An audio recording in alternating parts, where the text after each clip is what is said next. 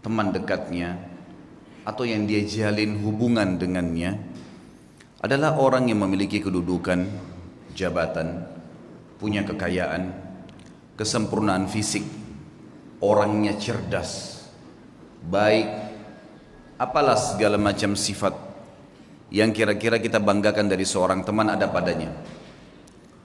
Setiap kali kita ada masalah, dia selalu hadir dalam kehidupan. Setiap kali kita sedang melakukan satu perbuatan baik, dukungannya harus selalu atau selalu berada bersama kita. Kira-kira bagaimana kita merasakan ketentraman jiwa pada orang ini? Saya yakin kita sepakat bahwasanya kita akan sangat tentram dengan orang ini. Rasanya kalau tidak ngobrol sehari saja sama dia rugi. Nyaman rasanya kalau mendengar suaranya, karena setiap hari kalau kita telepon selalu dengan sambutan meriah, selalu dengan motivasi positif. Apapun yang kita ingin keluhkan selalu dijadikan sebagai amanah, tidak pernah dibongkar kepada orang lain. Apa saja yang kita butuhkan selalu orang ini hadir, dan ini biasa kita namakan dengan sahabat setia. Saya yakin kita sepakat teman-teman sekalian, kita sangat senang dengan orang ini. Bahkan mungkin semua file rahasia kita berikan kepada dia. Ini pembukaan ceramah kita sebenarnya.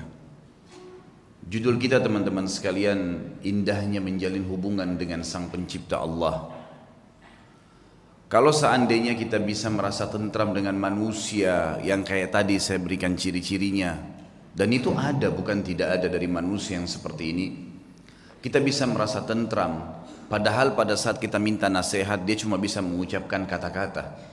Mungkin pada saat kita butuh bantuan materi, dia hanya bisa memberikan semampunya. Pada saat mungkin kita berbuat kebaikan, dia hanya bisa support semampunya. Manusia banyak lupa dengan hal yang besar, dan mereka melihat hal yang kecil. Seringkali yang saya kasih contoh di dalam materi-materi sebelumnya, kita kadang-kadang kagum dengan pelukis yang melukis dengan lukisan kecil, yang dia mengambil lukisan dari sesuatu yang kita lihat depan mata kita, dan kita bangga dengan lukisan dia karena persis seperti apa yang kita lihat. Padahal manusia itu hanya menciplak saja, dan lukisan manusia tidak pernah bisa bergerak. Tapi lukisan Sang Pencipta, kalau seorang pelukis bisa melukis pohon kelapa dan kita kagum karena warnanya persis seperti itu, tidak bisa bergerak. Dia hanya sekedar bisa membuat kita kagum kalau melihatnya dan mengenang pada saat dia melukisnya. Tapi lukisan Sang Pencipta, saudaraku, bergerak daunnya, buahnya bisa diincipi rasanya, bisa dilihat, lautannya bisa bergerak, manusianya bisa bergerak. Berapa juta spesies hewan yang kita bisa lihat dengan beragam macam warna kulitnya di depan mata kita. Ini harimau, yang itu singa, yang ini serigala, yang itu ular, yang ini kuda, yang sana jerapah, yang sini gajah, dan segala macam hal. Bagaimana bisa manusia tidak bisa melihat keajaiban Pencipta, Sang Pencipta yang maha luar biasa ini, dan dia kagum dengan hal-hal yang kecil. Kita bangga dengan teman kita yang meminjamkan rumah sehari atau 2 hari. Bahkan pada saat kita dipinjamkan rumah, segala fasilitas diberikan oleh dia. Kulkasnya penuh, segala macam apa yang kita butuhkan penuh, ya, dipenuhi.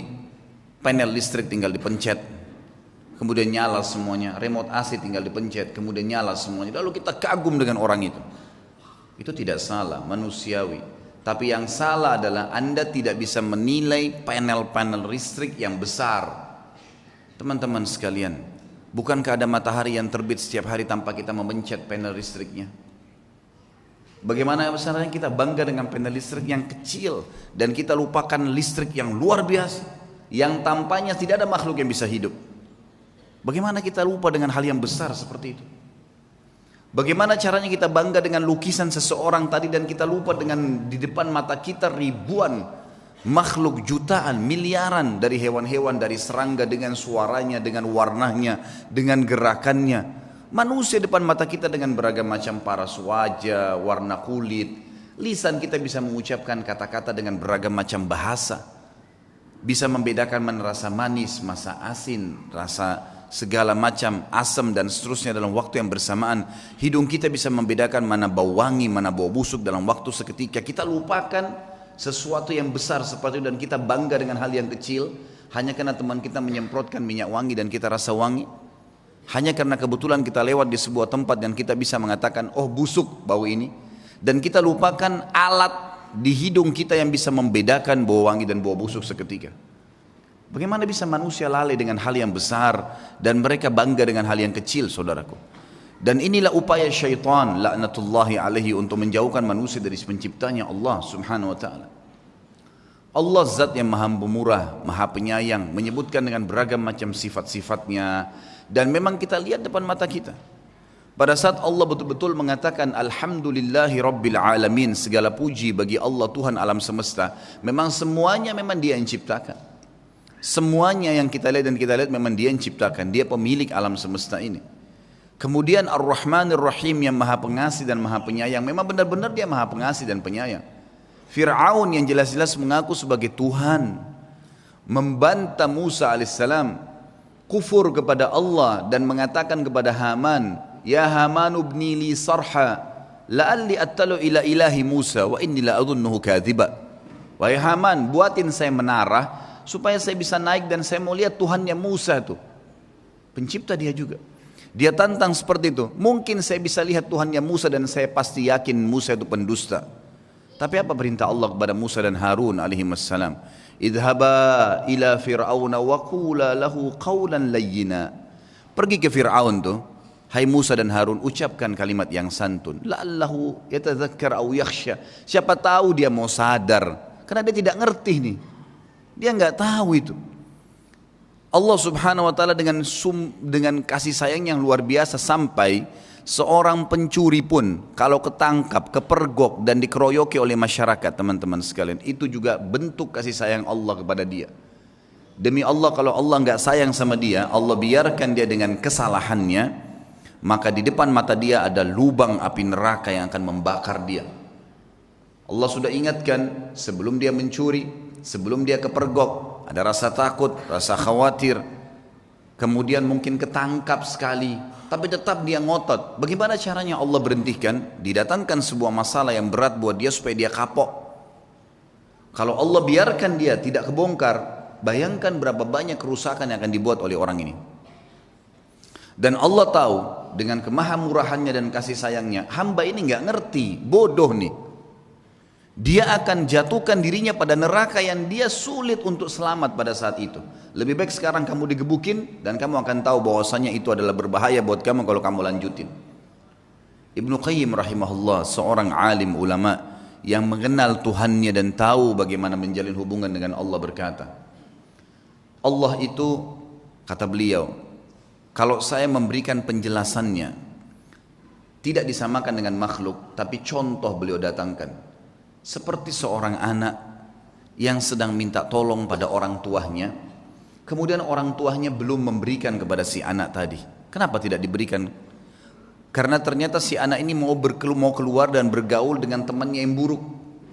Kalau anda semua di sini membayangkan memiliki seorang anak masih baru SMP, masih baru balik, kemudian tiba-tiba ada temannya ugal-ugalan, jelas narkotika, jahat orangnya, kemudian mengajak teman kita, anak kita dan menggodahnya untuk supaya keluar bersama dia di malam minggu misalnya, jelas mau ke tempat-tempat yang salah. Dan anda sebagai orang tua, kira-kira kita izinkan tidak?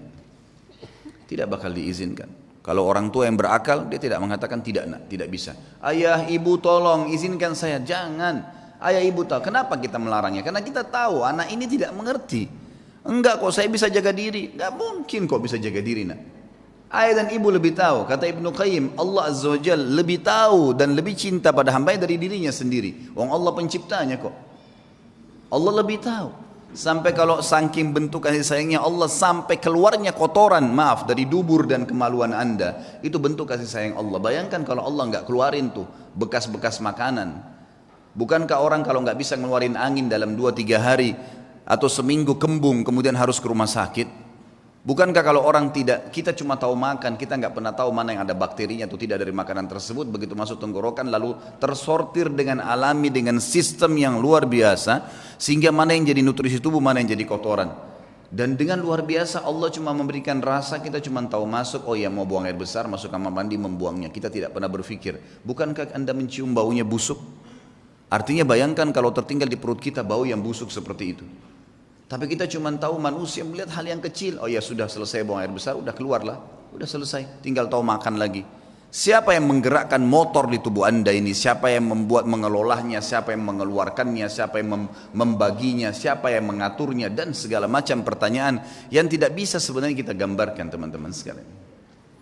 Saya sekarang ingin menyampaikan, mudah-mudahan Allah ikhlaskan niat kita, terutama buat diri saya sendiri tentunya, indahnya menjalin hubungan dengan Allah Subhanahu wa taala.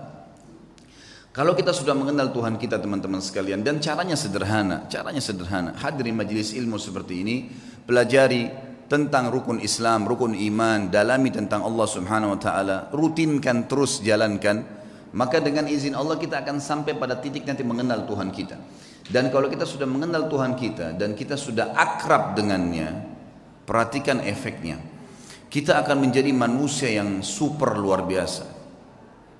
Kalau ada manusia, teman-teman sekalian, yang setiap kali diajak oleh temannya berbuat maksiat, dia jalan saja. Manusia, itu biasa. Tapi Anda bisa menjadi manusia yang luar biasa kalau mau. Di saat lagi diajak pada hal-hal yang haram, kita nolak, bisa. Dan itu hanya satu saja, orang yang tahu dan mengenal Tuhannya Allah Subhanahu wa taala. Sampai pada hal yang kecil, teman-teman sekalian. Sampai pada hal yang kecil kita bisa terbentuk pribadi kita menjadi manusia yang luar biasa. Saya akan mulai dengan kisah seorang anak muda yang ada di Irak, terkenal dengan kesalehannya. Orang ini dalam kisah yang sedang saya baca, saya tidak temukan namanya. Tapi kita ambil ibrah, pelajaran. Orang ini saking kekuatan hubungannya dengan Allah luar biasa, kalau azan langsung ke masjid on time, tidak pernah ketinggalan saf pertama. Dari pakaiannya sudah penampilannya sangat dekat dengan Allah. Kalau ngomongnya selalu cuma ayat Al-Quran, nasihat, hadis Nabi SAW. Hidupnya sehari-hari begitu. Kalau bekerja mencari yang halal, pokoknya sudah di jalan Allah Subhanahu wa taala. Orang ini memiliki kelebihan fisik, sangat gagah. Di Baghdad terkenal pada saat itu dia adalah anak yang paling gagah. Umurnya juga masih sekitar 19 tahun pada saat itu kisah ini terjadi. Sampai menjadi buah bibir di kalangan seluruh wanita di Baghdad pada saat itu. Berharap wanita bisa ngobrol saja sama dia karena luar biasa. Tampannya, orangnya santun, sampai dikejar-kejar. Yang terjadi saudaraku, ada satu wanita kaya, seorang istri pejabat pada saat itu, terkenal dengan kecantikannya, kekayaannya. Semua laki-laki juga mengejar dia karena kelebihan fisik yang dia miliki. Dia berkata kepada orang di sekitarnya, saya akan menaklukkan laki-laki itu dan pasti dia akan berzina dengan saya. Yang terjadi saudaraku, dibuatlah sebuah tipu daya syaitan di depan rumah orang ini, perempuan ini. Kebetulan waktu suaminya lagi pergi bertugas keluar kota, dan zaman dulu orang kalau tugas berbulan-bulan dan Allahu a'lam bisa kembali atau tidak, karena memang mereka pada zaman itu tidak ada komunikasi, tidak ada transportasi kayak kita sekarang, tidak ada alat komunikasi menurut saya yang bagus seperti sekarang, dan tidak ada transportasi. Yang jelas dia lagi di rumahnya, dia berhias dengan semaksimal mungkin.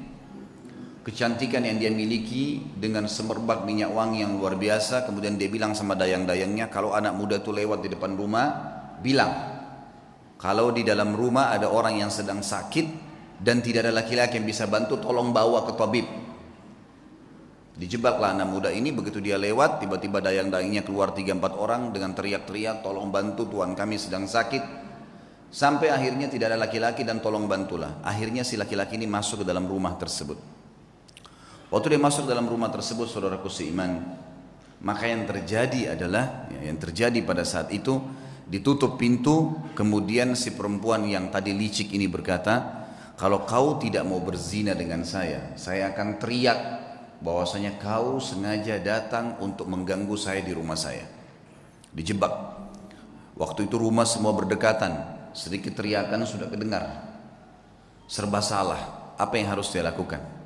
Terjebak di sebuah ruangan rumah dengan wanita yang sempurna. Terjebak di sebuah ruangan, wanita di depan matanya dengan kesempurnaan, cantik, kaya, punya jabatan. Tinggal minta dia berzina saja. Hanya itu. Dia bisa menikmati, dia bisa mendapatkan harta dan seterusnya. Tapi saudaraku, orang yang sudah mengenal Tuhannya Allah berbeda.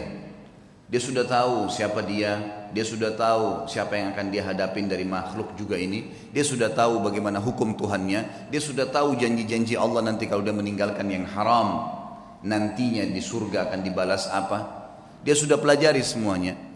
Maka dia pun berdoa kepada Allah mengatakan, ya Allah, Engkau tahu bagaimana aku menjaga hubunganku denganmu dengan baik. Dan dari dulu aku sudah selalu digoda untuk melakukan hubungan dengan lawan jenis dan aku selalu menahannya. Kenapa sekarang aku tiba-tiba masuk dalam sebuah jebakan syaitan yang seperti ini? Selamatkanlah ya Allah. Tiba-tiba dia rasa mules, perutnya nggak enak.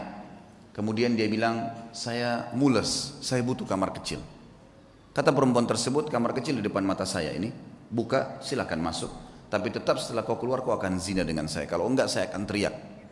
Dia masuk, kemudian dia buang air besar. Dalam kisah ini, maaf, kisahnya memang begitu. Buang air besar, setelah buang air besar muncul ide di pikiran dia. Tiba-tiba Allah berikan petunjuk, dia mengambil kotorannya sendiri, dia tempel di bajunya. Pada saat dia keluar dari ruangan tadi, si perempuan kaya ini yang terkenal dengan kebersihannya, kecantikannya segala, kaget melihat. Tadinya bajunya rapi orang ini, tiba-tiba penuh dengan kotoran dia sendiri. Lalu dia mengatakan, kenapa kau begini? Dia bilang, saya begini orangnya. Inilah yang sedang terjadi sekarang. Maka kalau kau memang mau berzina, saya orangnya sudah seperti ini. Ini kotoran di badan saya. Akhirnya perempuan tersebut mengatakan, keluarkan laki-laki ini jorok dan kotor. Dikeluarkan dari perempuan tadi, dan dia begitu keluar di depan rumah perempuan tadi sujud syukur kepada Allah selamat dari zina. Bagaimana seseorang kalau tahu dan mengenal Tuhannya, dia akan menyelamatkan dirinya dari dosa, bukan cuma terjerumus, sudah terjebak masih bisa lari, teman-teman sekalian. Betapa lemahnya banyak orang di antara kita, bukan cuma dijebak, dianya sengaja jerumuskan dirinya. Padahal sabda Nabi SAW jelas dalam hadis Bukhari, kalau seseorang hamba berbuat dosa, satu dosa kecil, tertetes di dalam hatinya titik warna hitam, kelam. Kata ulama hadis begini, maksudnya apa tetesan hitam itu? Dia akan merasa beberapa hari ke depan hidupnya gelap, hidupnya sulit dengan satu dosa kecil. Hidupnya sulit, kelam, banyak pintu-pintu rezeki yang masih tertutup sampai titik hitam itu bersih. Apa kata Ibnu Umar radhiyallahu anhu? Aku mengetahui beratnya dosa kecil yang aku lakukan.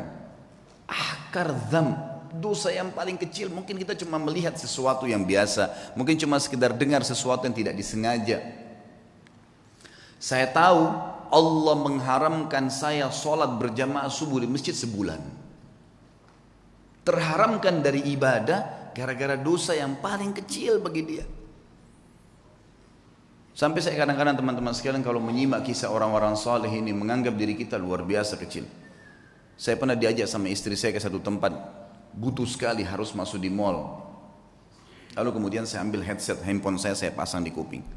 Sambil saya dengarkan ceramah saya sendiri atau saya dengarkan tilawah. Waktu itu tiba-tiba terlintas di benak saya seperti itu. Sebelumnya subhanallah saya nggak pernah terfikir. Kalau saya masuk ada musik, saya pikir ini adalah hal yang biasa. Bukan saya yang putar kok gitu kan. Tapi setelah saya simak kisah-kisah orang saleh ini dan saya fahami makna hadis tadi yang saya sebutkan, ternyata titik noda hitam di dalam hati dari dosa itu walaupun kecil sudah cukup mengharamkan kita dari nikmatnya ibadah yang luar biasa, gitu kan? Sampai saya pasang headset tersebut, saya putar. Saya belum menasihatkan istri saya karena saya sendiri juga masih saya sendiri masih butuh itu. Sambil jalan, kemudian setelah saya belanja, kami keluar dari mall, lalu dia tanya, kenapa tadi pakai headset? Saya bilang, bukan tadi kamu dengar musik di sana sini? Dia bilang iya, tapi kan bukan kita yang putar. Saya bilang iya. Ingat, dosa itu seperti segelas racun. Kamu tahu atau tidak tahu itu racun, tetap akan berefek. Saya tidak mau nodai iman saya. Betul-betul memang saya rasakan sendiri selama ini, subhanallah, kalau saya jalan ke mall dan dengar musik pun, begitu pulang berbeda ibadahnya. Ada gangguan di ibadah sholat malam, ada gangguan di bacaan Al-Quran, ada gangguan di ibadah-ibadah yang lain. Dan itu nyata memang, subhanallah.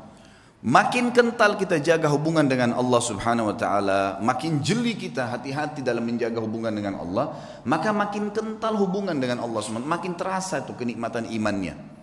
Makanya syaitan berusaha untuk mengelabui itu. Bagaimana caranya supaya bisa rusak itu. Coba kita simak sekarang kisah, banyak kisah-kisah orang saleh. Kalau kemarin ada beberapa sahabat yang kita angkat kisahnya dalam generasi emas Islam, kita coba korek sekarang kisah tabi'in. Mungkin ada di antara anda yang mengatakan itu kan Ustadz kemarin sahabat, lihat Nabi. Baik, kita lihat generasi tabi'in. Kita lihat generasi yang tidak jauh dari kita, tidak melihat juga Nabi Muhammad SAW. Saya akan angkat misalnya contoh teman-teman sekalian Muhammad bin Sirin rahimahullah. Muhammad bin Sirin ini salah satu ulama tabi'in yang terkenal dengan keimanannya dan beliau ahli takwil mimpi. Pedagang di pasar. Satu waktu beliau berdagang, kemudian ada dagangan, dia ragu nih, syubhat. Ini kayaknya salah nih. Ragu, cuman ragu bimbang.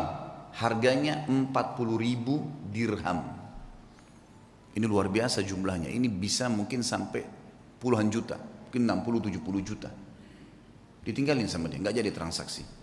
Dia ragu, kalau sumbernya ini kayaknya haram nih. Tinggalin sama dia. Satu pasar heboh. Padahal cuma dia yang memang punya peluang untuk mendapatkan keuntungan itu. Nggak mau, ditinggalin sama dia. Tersebar berita Muhammad bin Sirin meninggalkan 40.000 dirham. Ini bukan hal yang ringan.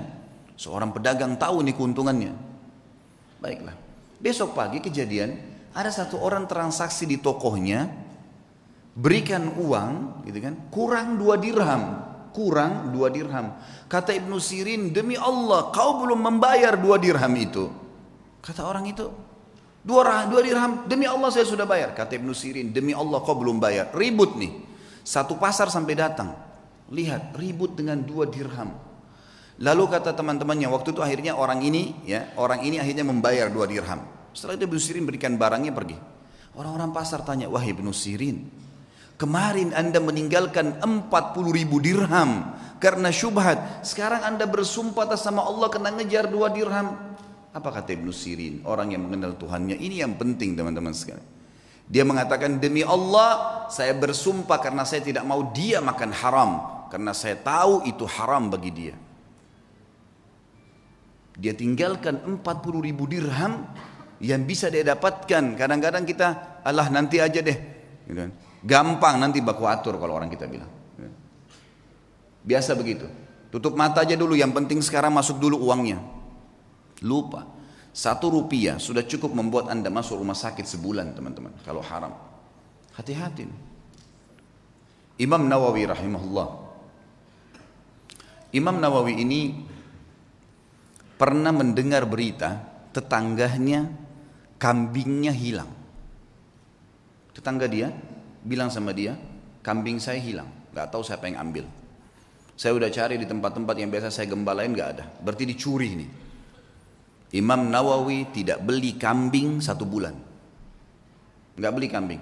Semua kambing di pasar yang sudah mentah, yang sudah potong atau yang masih hidup dia tidak mau beli. Sampai dia pastikan kambing tetangganya sudah ada beritanya, mati atau memang dia temukan kembali. Sebulan dia gak mau beli. Takut nanti kalau yang dia beli itu kambing temannya yang hilang. Saking hati-hatinya menjaga hubungan dengan Allah. Bayangin ini. Bagaimana dengan keadaan kita teman-teman? Semua dianggap remeh nih. Dari makanan, dari minuman, dari pakaian, yang penting pakai saja, yang penting makan saja. Subhanallah. Semua ada tanggung jawab nih. Harus hati-hati menjaga hubungan dengan Allah Subhanahu wa taala. Ibnu Sirin ini pernah menasehatin seseorang dengan nasihat yang sangat santun. Orang ini kebetulan mencaci maki Hajjaj bin Yusuf. Kalau teman-teman belum kenal Hajjaj bin Yusuf, orang ini luar biasa jahatnya. Hajjaj bin Yusuf ini terkenal dengan kejahatan, gitu kan. Artinya orang ini suka menyiksa orang, suka mukul orang, gitulah ceritanya, gitu kan. Yang jelas ringkas cerita Hajjaj bin Yusuf ini dicaci maki oleh seseorang di sebelah Muhammad bin Sirin. Ini orang gini, ini caci maki macam-macam. Kata dia, nasihatnya sangat luar biasa. Sah ya ibna akhi, hati-hati dengan ucapanmu wahai saudaraku. Fa innal Hajjaj aqbala ila rabbih. Ketahuilah Hajjaj ini yang sedang kau bicarakan sedang menuju kepada Tuhannya.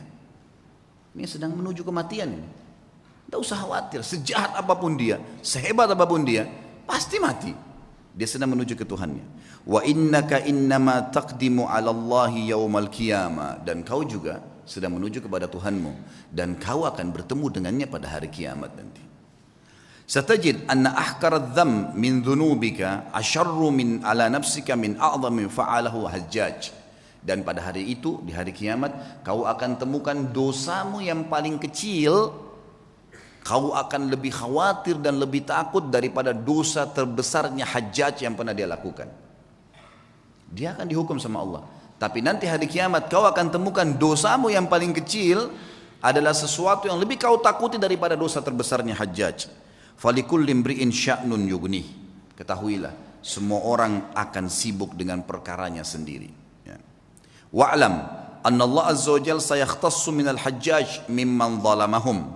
Dan pasti ketahuilah dan yakini Allah akan membalas Hajjaj, ya, orang yang sedang kau bicarakan itu, dari orang-orang yang dia zalimi, tidak tertinggal sedikit pun. Wa yakhtassu lil hajjaji mimman yadhlimuna. Tapi ingat, Allah juga akan menolong Hajjaj dari orang-orang yang menzalimi dia. Fala tushghilanna nafsaka ba'dal yaumi bisabbi ahad. Oleh karena itu, mulai hari ini berhenti mencaci orang lain. Nasihat yang luar biasa. Karena orang kenal Tuhannya. Orang buruk pun jangan ceritain, tidak usah urus urusannya orang. Sudahlah, gitu kan. Tugas kita kalau kita lihat aib pada diri orang, alhamdulillah nggak ada pada saya. Ya Allah berikan dia hidayah. Cukup sebatas itu saja. Jangan lebih. Kenapa dia begini? Kenapa dia begitu? Kenapa dia begini? Untuk apa kamu campurin itu? Apa gunanya buat kamu? Ingat, dia akan berhubungan sama kita di hadapan Allah dengan keadilannya Allah. Kezaliman yang dia lakukan sama kita, kita akan ambil. Tapi kezaliman kita pada dia juga dia akan ambil. Gak ada yang tersembunyi hari kiamat. Kisah yang lain, Muhammad bin Sirin, saya akan sebutkan beberapa figur. Muhammad bin Sirin ada 3 kisah yang saya angkat. Tadi kisah kedua, kisah ketiga teman-teman sekalian. Muhammad bin Sirin ini pernah membeli madu. Madu ini kebetulan dibeli 1 gentong besar. Kalau gentong di zaman dulu itu mungkin ya bisa menampung sekitar 200 kilo madu sampai 250 kilo madu. Waktu dia beli, dia taruh di gentong, rupanya malam hari atau dia tidur, dia lupa tutup gentong itu. Masuk tikus. Tikus ini masuk ke madu. Masuk, dan ini madu diambil karena jumlahnya banyak, jatuh tempo. Muhammad bin Sirin rahimahullah lupa tutup, masuk tikus. Tikusnya waktu dia bangun pagi dilihat mati di madu itu, nggak bisa keluar, melengket mati. Muhammad bin Sirin rahimahullah mengambil madu itu semuanya dibuang. Dibuang, sengaja cari sungai, dibuang. Dia bukan buang biasa, dibuang di sungai supaya mengalir gitu. Orang-orang semua datangin, wahai Muhammad bin Sirin, tinggal kamu angkat tikusnya, yang lainnya jual. Kenapa kok harus semuanya dibuang? Apa jawaban dia?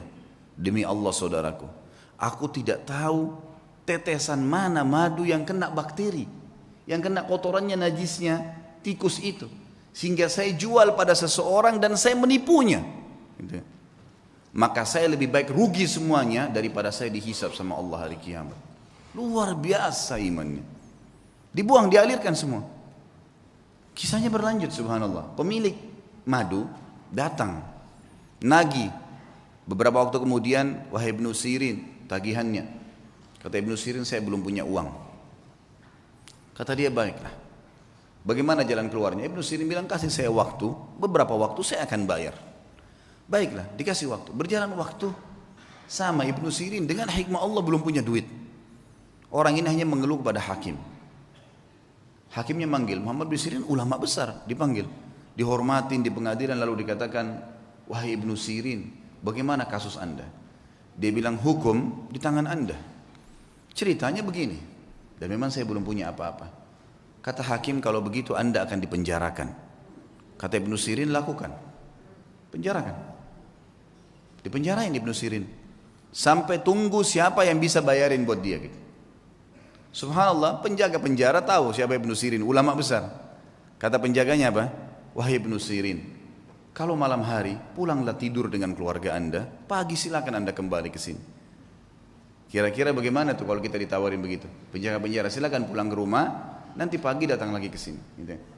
Begitu terus di penjara. Kata Ibnu Sirin, demi Allah sambil pegang kerangkangan penjaranya, demi Allah ya saudaraku, saya tidak akan tolong kamu masuk ke neraka. Saya akan tinggal di sini sampai utang saya terbayar. Gak mau keluar. Baca Al-Quran, sholat malam, sampai akhirnya orang-orang satu Baghdad datang membayarkan dia. Didengar ceritanya dibayarin, ya. Lunasin utangnya sampai dia keluar. Tapi bagaimana mereka mengetahui hubungannya dengan Allah Subhanahu Wa Taala? Dan ini satu hal yang mahal teman-teman sekalian, mahal sekali. Ini hanya bisa didapatkan bagi jiwa-jiwa yang suci, yang bersih, yang mau memang berhubungan dengan Tuhannya. Dan Allah Azza wa Jalla ini zat yang kalau memberi selalu dalam Al-Quran bahasanya apa? Bighairi hisab. Innama yulaqqas sabiruna ajrahum bighairi hisab. Selalu ada kalimat bighairi hisab, bighairi hisab. Bighairi hisab itu tanpa ada hitungan. Kita kalau minta sama Allah satu, Allah nggak kasih satu, 10, 100, 100 ribu. Luar biasa kalau pemberian Allah SWT itu. Saya pernah punya pengalaman pribadi teman-teman sekalian di Jakarta. Waktu saya buka restoran. Subhanallah, dengan hikmah Allah terjadi sesuatu pada saat itu. Restoran ini mengalami kemunduran. Kemudian saya tidak tahu harus berbuat apa lagi. Lalu kemudian saya tetap menjaga komitmen di jalan Allah Subhanahu Wa Taala. Itu memang kebetulan tidak ada duit sama sekali. Restoran ini harus dibongkar total, pindah dari tempat sewanya. Saya nggak tahu harus buat apa. Yang saya lakukan adalah saya coba pada saat gentingnya seperti itu, bagaimana justru kita gencet diri kita untuk lebih dekat dengan Allah. Hati-hati, jangan malah masuk ke dalam hal yang haram, karena makin memuncaknya sebuah cobaan, maka makin dekat jalan keluar dari Allah. Ini sudah harus 1 minggu lagi saya bayar, dan kalau tidak dibongkar paksa, bisa rusak barang-barang. Nilainya barang yang ada di situ tidak kurang dari 1 miliar rupiah. Ini kalau dibongkar, dirusak semua ini jadi masalah, dan ini ada investor yang masuk dengan saya. Ya Rabbi, apa jalan keluarnya? Coba saya menghubungi ayah saya, kebetulan alhamdulillah beliau masih hidup, tolong doain saya, mudah-mudahan ada jalan keluarnya. Kemudian saya coba juga melakukan hal-hal yang saya mampu, ibadah kepada Allah SWT, sambil tetap saya sabarin, tunggu sampai titik terakhir. Subhanallah, waktu itu kejadian hari Senin, hari Jumat, itu kalau saya tidak punya informasi jelas, maka akan dibongkar paksa. Dan ini akan dibongkar, saya nggak tahu mau taruh di mana barang-barang yang penuh.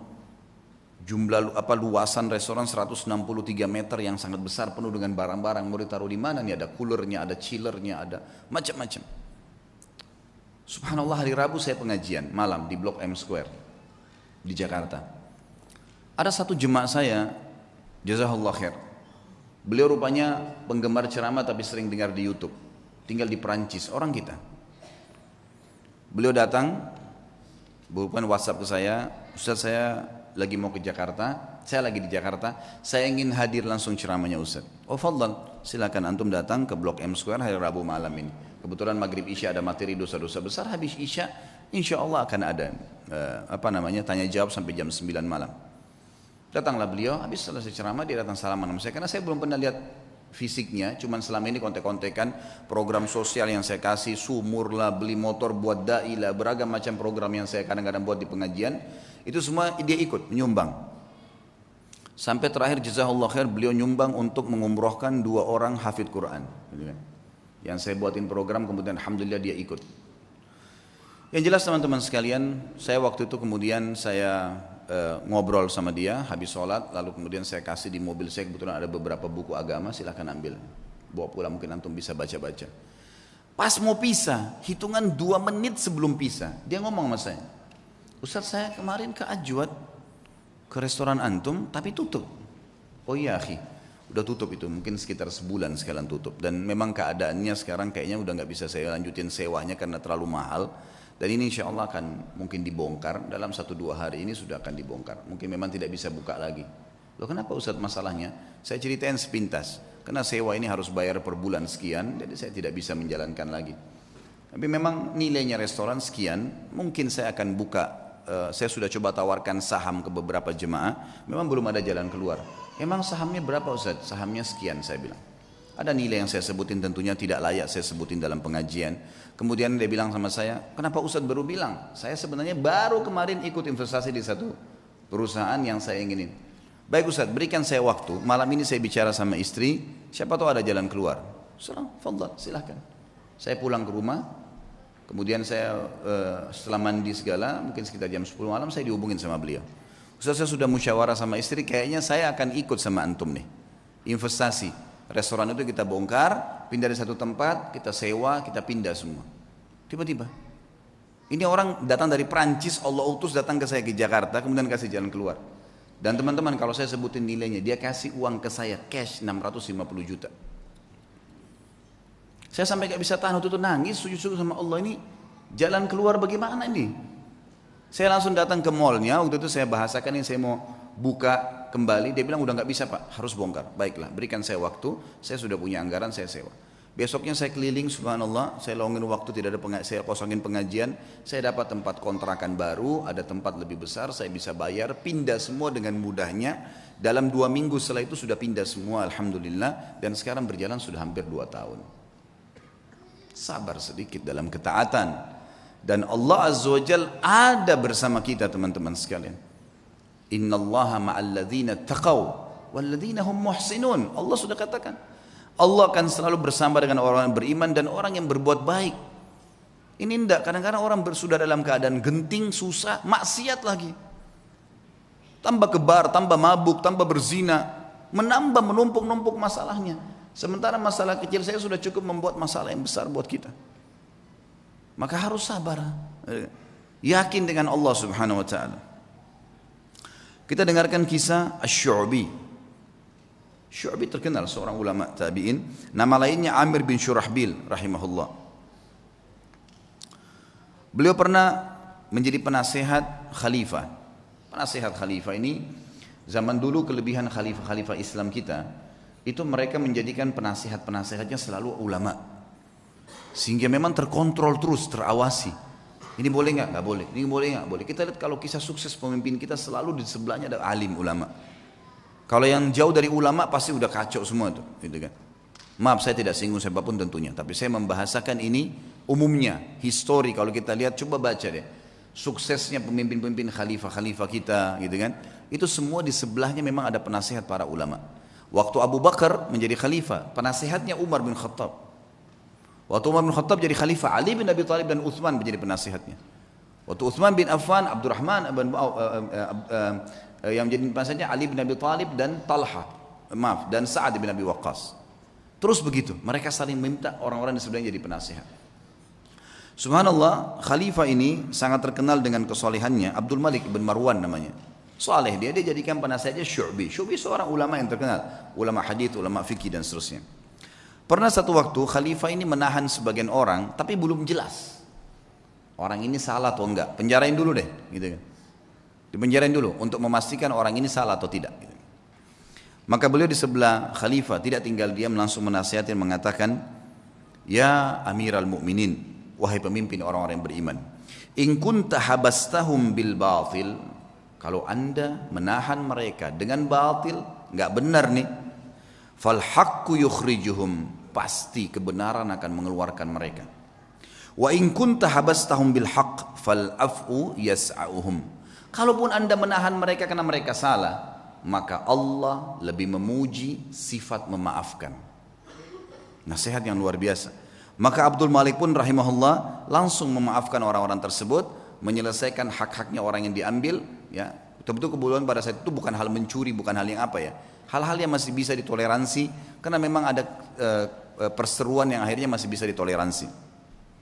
Akhirnya dimaafkan oleh Abdul Malik, tapi posisi di sini Syu'bi menasihatinya. Pernah satu waktu Syu'bi ini diutus oleh Abdul Malik bin Marwan menuju ke Kaisar Romawi. Kisah yang kedua tentunya. Pada saat dia pergi ke Kaisar Romawi, teman-teman sekalian, pas tiba di sana, Kaisar Romawi heran dengan kecerdasan Syu'bi. Dengan 2 hari di sana Romawi, dia sudah bisa tahu berapa jumlah kamar, bangunan ini dari apa komposisinya, tamannya seluas apa, banyak hal yang aneh-aneh yang ditahu oleh Syu'bi dalam 2 hari di istananya gitu. Lalu dia kagum dengan kecerdasannya, maka dia ingin buat kekacauan nih, dia kirim surat. Surat ini dia bilang kepada Syu'bi, wahai Syu'bi, kasih ini kepada khalifahmu, jangan buka, kasih ke dia. Dia bilang baiklah. Syu'bi menjaga amanah, dikasih kepada Amir Mu'minin Abdul Malik. Lalu waktu dibuka tulisannya begini, dari Kaisar Romawi kepada yang terhormat Raja Muslim Abdul Malik bin Marwan, saya melihat bahwasanya orang yang sedang kamu utus ini sangat cerdas dan kayaknya dia yang paling layak menjadi khalifah gitu. Bahasa begitu. Lalu Abdul Malik ini menutup surat lalu mengatakan kepada Syu'bi, apa kau tahu apa yang terjadi? Surat ini apa isinya? Dia bilang, demi Allah tidak wahai Amir Mu'minin. Amanahnya adalah titipin surat ini kasih ke Amir Mu'minin. Kira-kira kalau kita tahu isi suratnya seperti itu, masa kita mau kasih ke khalifah gitu ya? Kalau secara akalnya memang dia nggak buka apa adanya. Dan orang yakin kepada Allah Subhanahu wa taala. Sehebat apapun tipu daya yang dibuat oleh manusia, wa makaru wa makarallah wallahu khairul makirin. Mereka mengatur tipu daya dan Allah juga mengatur tipu daya, dan Allah sebaik-baik pengatur strategi tipu daya. Mau kemana dia muter-muter? Mau kemana dia buat data-data palsu? Surat-suratnya sampai kemana gitu ya. Toh kapasitas perutnya cuma makan 2 piring, tempat tidurnya cuma 1 kali 2 meter, dan pada saat mati cuma membawa kain kafan.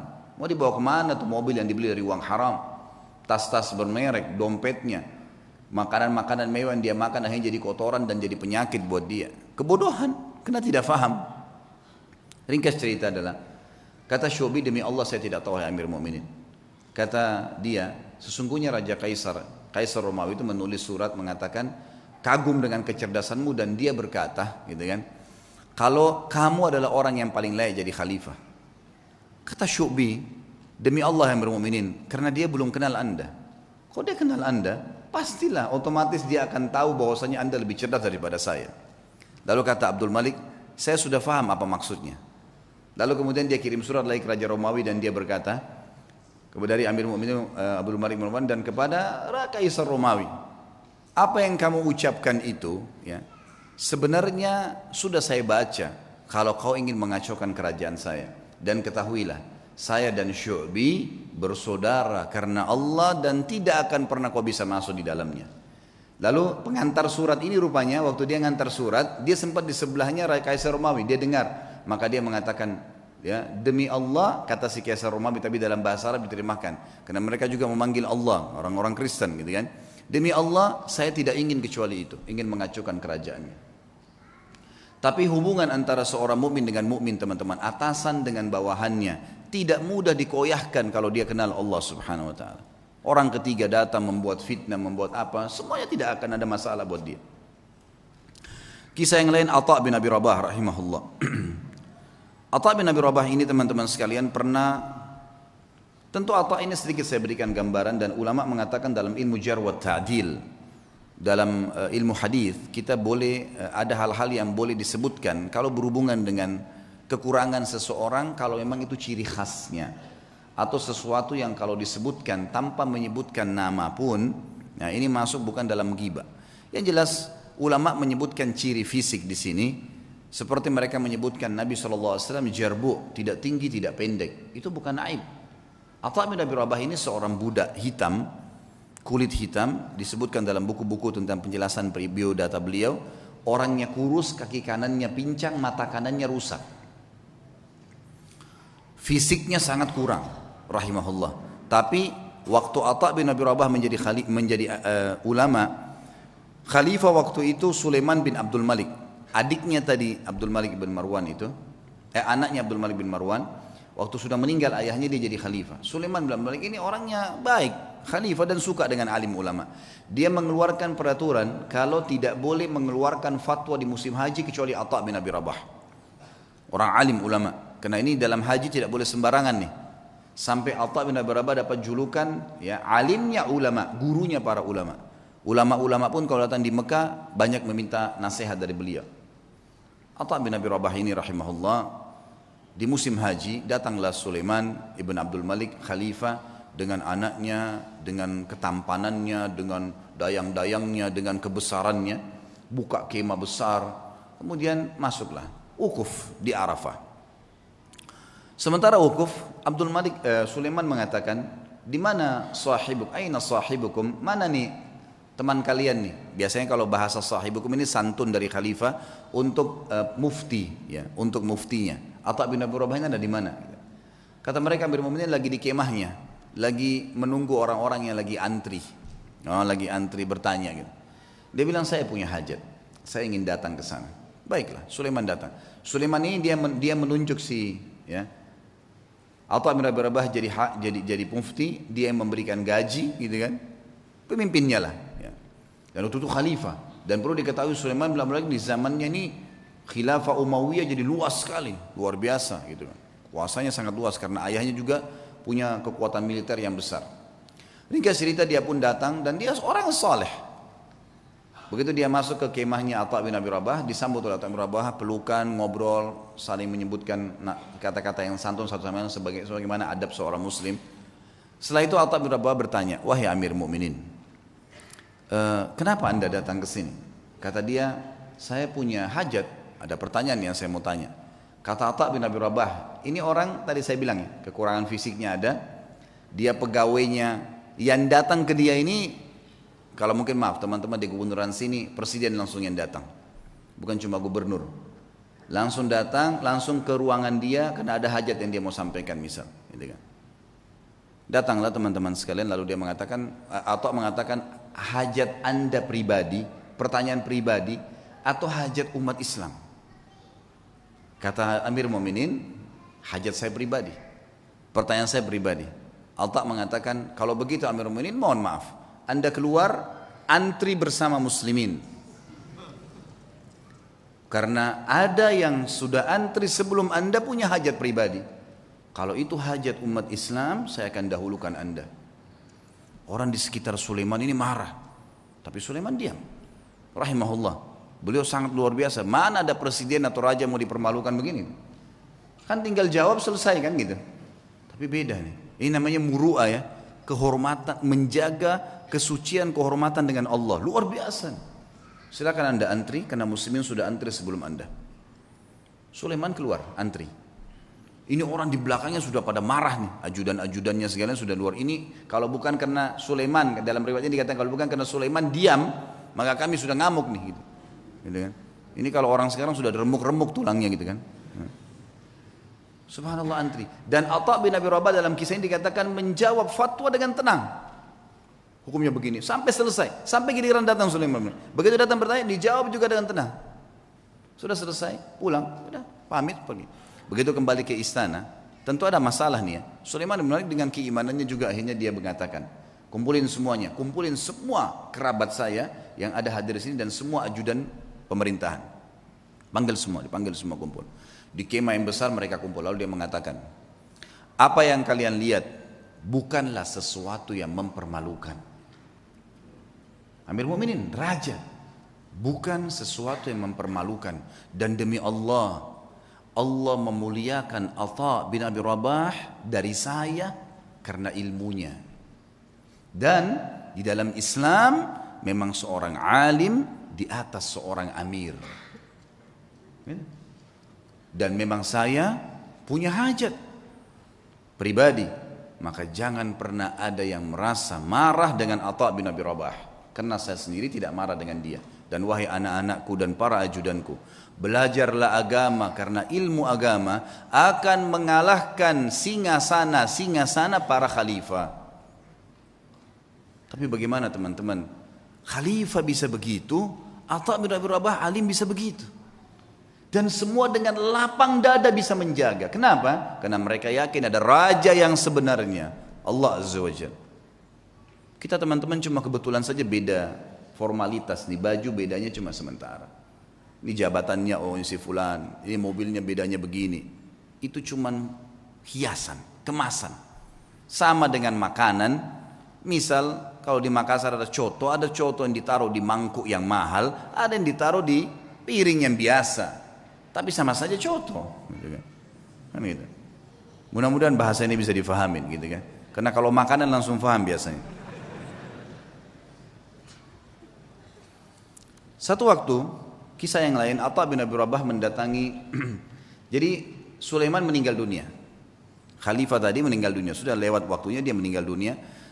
Datang adiknya bernama Hisham. Hisham bin Abdul Malik, biasanya memang sudah tradisi, mungkin teman-teman di kantor pemerintahan sudah tahu. Biasanya kalau ada datang pejabat baru, maka dia akan ambil informasi dari pejabat sebelumnya tentang orang-orang relasi yang bisa dihubungin, kan gitu. Itu sudah biasa, turun temurun memang dari dulu gitu. Tapi mudah-mudahan relasinya ini orang-orang yang tepat. Yang jelas Hisham bin Abdul Malik sudah tahu kakaknya ini Sulaiman terkenal dengan kesolehannya, dengan kealimannya, dia telah menunjuk ya Atha menjadi mufti. Maka dia tidak mau ganggu tuh, dibiarin Atha jadi mufti, lanjutin fatwanya. Satu waktu Atha bin Abi Rabah datang ke istananya. Atha bin Abi Rabah ini teman-teman sekalian naik keledai, keledainya tua. Dan untuk naik ke keledai itu kan biasanya ada pijakan untuk injak ya, itu dari kayu biasa. Bajunya biasa, imamahnya juga sudah tua, besar gitu. Dia lagi jalan dari Mekah menuju ke Damaskus, ibu kota Syria. Perjalanan lumayan 1 bulan. Subhanallah, begitu mau sudah kelihatan istananya Khalifah Hisham bin Abdul Malik, ada satu ulama lain namanya Atha juga Al-Khurasani dari Persia. Terkenal juga ulama tabi'in, Atha Al-Khurasani. Jadi kalau disebut nama Atha dua ini, Atha bin Abi Rabah di Mekah, ini bekas budak yang jadi alim ulama. Ini Atha Al-Khurasani memang anak pejabat, tapi jadi alim ulama juga. Dia lagi di kereta kencananya. Kalau kita sekarang mungkin mobil yang paling mewah gitu kan. Kalau kita kencana dulu, ada 2 orang yang di depan memegang kudanya dihias dengan beragam macam hal. Luar biasa lah, kita tahu ini pejabat gitu. Begitu Atha Al-Khurasani lihat dari jauh, Atha bin Abi Rabah dikenal nih. Dia suruh berhentiin kereta kencananya. Ada anaknya yang ikut di situ. Anaknya Atha Al-Khurasani lagi ikut. Lalu Atha Al-Khurasani turun, mendekati keledai itu. Kata anaknya yang meriwayatkan kisah, saya belum pernah lihat ayah saya turun mendampingi orang, datangin orang. Biasanya dia yang didatangin. Ini enggak, dia turun, dia datangin. Siapa orang ini? Sudah imamanya tua, bajunya tua, keledainya lagi pakai kayu, gitu kan. Kata anaknya nih, dia bilang, saya tidak pernah lihat ada orang semiskin itu. Dalam kisah itu gitu. Lalu ayah saya pun datang, memeluk salaman seperti sahabat lamanya. Lalu mereka ngobrol, saya tidak tahu apa yang diobrolin. Lalu kemudian ayah saya kembali ke kereta kencana lalu mengatakan kepada saya, wahai anakku, saya akan masuk bersamanya ke Amir Mukminin. Kata anaknya, ayah, siapa orang ini? Saya belum pernah lihat orang semiskin ini gitu. Kata dia, hati-hati dengan lisanmu. Ini adalah Atha bin Abi Rabah. Kata anaknya, Atha bin Abi Rabah, alim ulama. Kata ayahnya, iya. Makanya hati-hati, jangan ngomong sembarang. Walaupun bukan Atha bin Abi Rabah, kau tidak pantas mengucapkan kalimat itu. Anaknya mengatakan, saya pun beristighfar kepada Allah. Lalu saya melihat ayah saya jalan kaki bersama dengan Atha bin Abi Rabah. Masuk. Ini cerita, masuklah mereka ke istana lalu mereka keluar. Kata anaknya, ayah, kata anak Atha Al-Khurasani, anaknya bilang, ayah, ceritain apa yang tadi terjadi di dalam. Kata Atha Al-Khurasani, demi Allah, kalau bukan Atha bin Abi Rabah, saya tidak diizinkan masuk. Atha bin Abi Rabah ini jalan pincang, kakinya hitam, tubuhnya hitam, bajunya biasa, matanya satu rusak.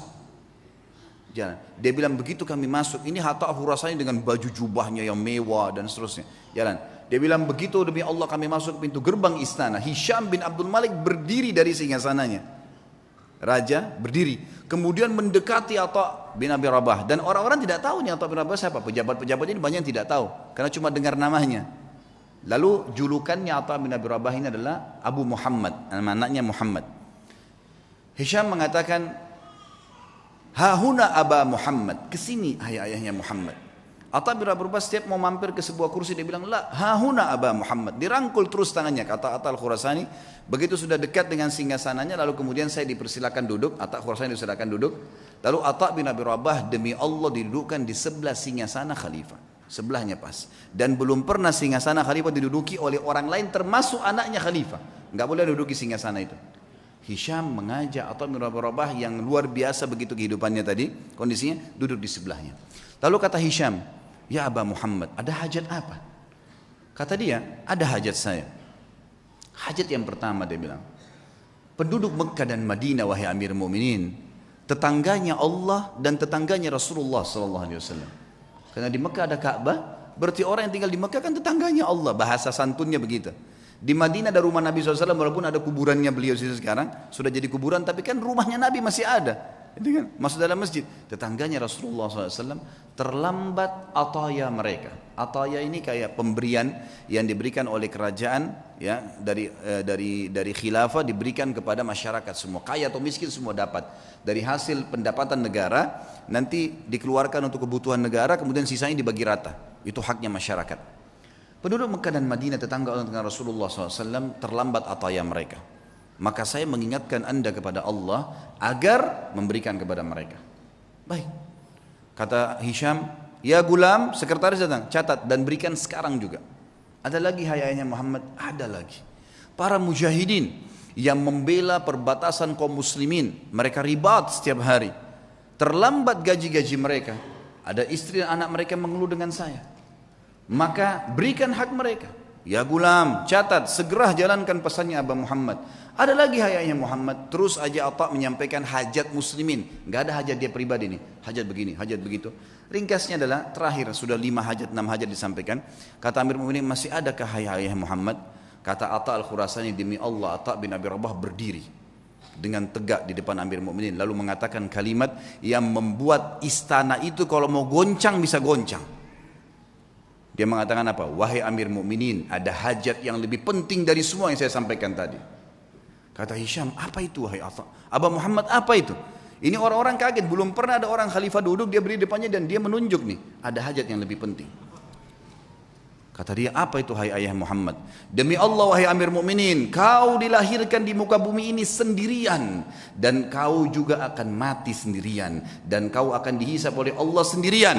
Demi Allah, semua yang kau lihat di sekitarmu ini tidak bermanfaat buat kamu, maka bertakwalah dengan Allah. Hisham bin Malik menangis, waktu itu menangis luar biasa sambil memukul tongkatnya.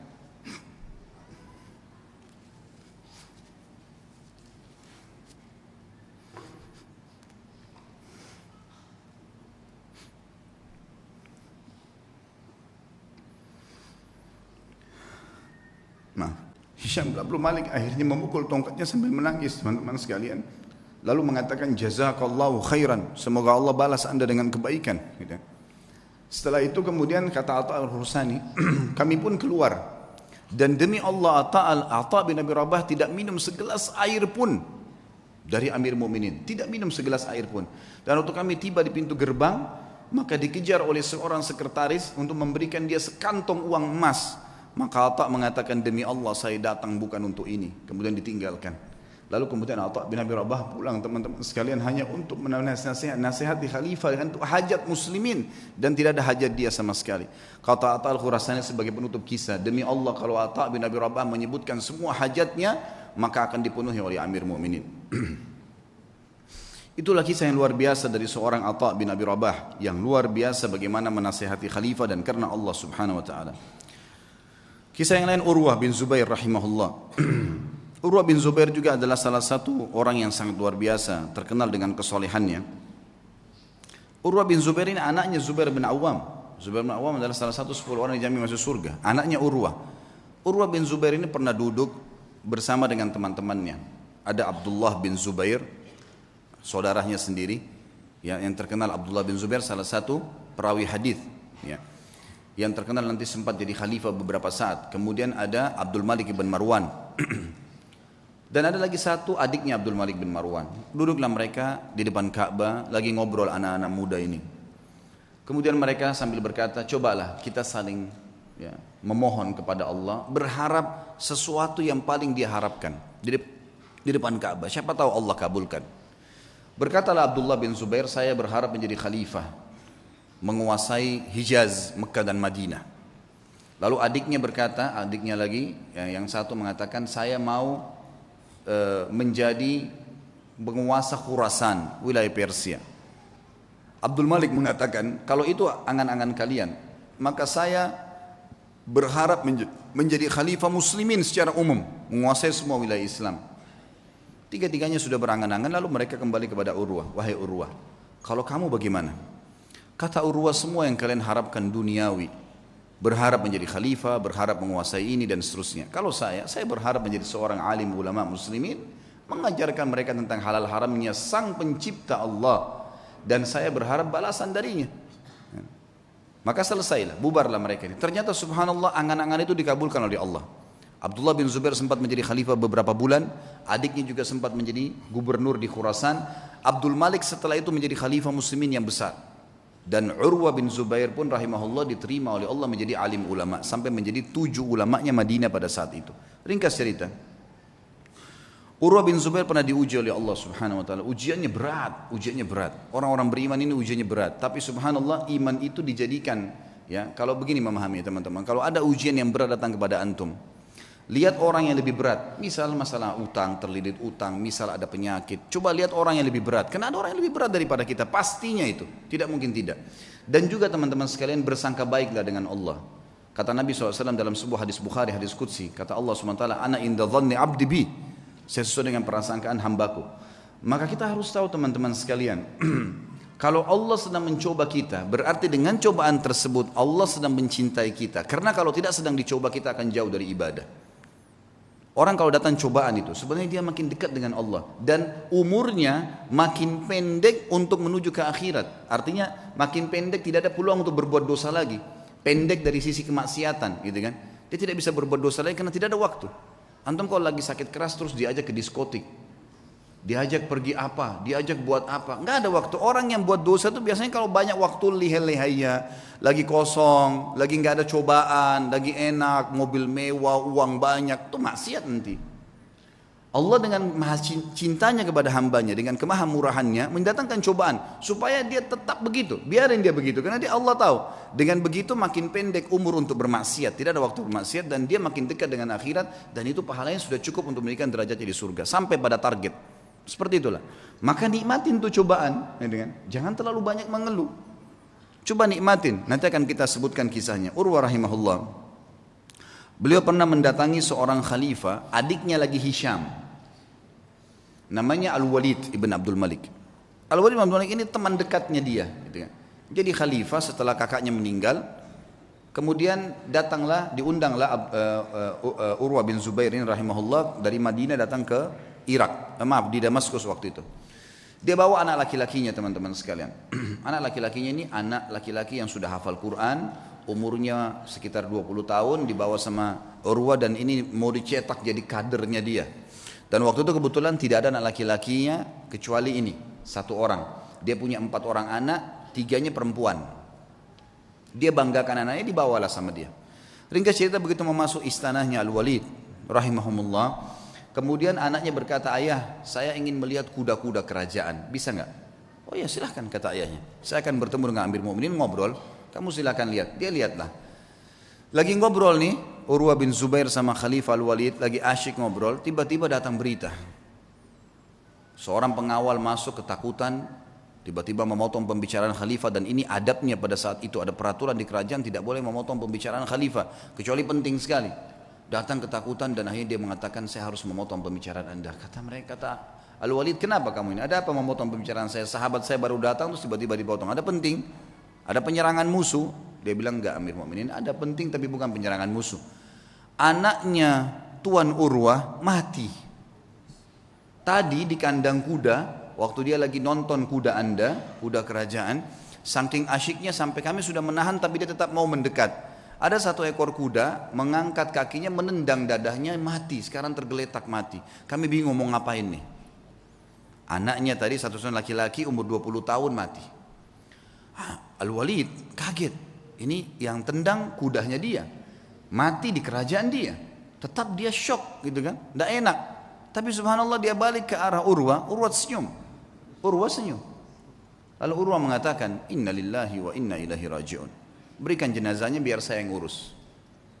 Dengan sangat tenang dia turun dari duduk tadi bersama khalifah, dia lihat jenazah anaknya, ditutup matanya, diuruslah jenazahnya sama dia, dimandikan.